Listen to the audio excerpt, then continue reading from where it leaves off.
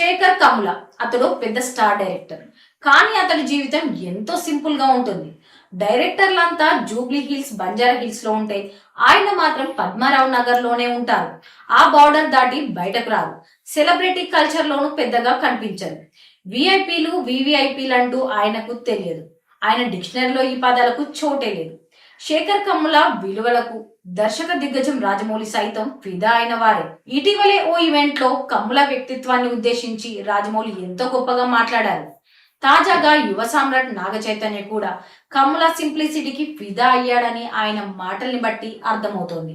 ఏదో కావాలనుకుంటాం, అది ఉన్నప్పుడు మరొకటి కావాలనుకుంటాం, ఇంకా ఏదేదో చేయాలని అవ్వాలని అనుకుంటాం.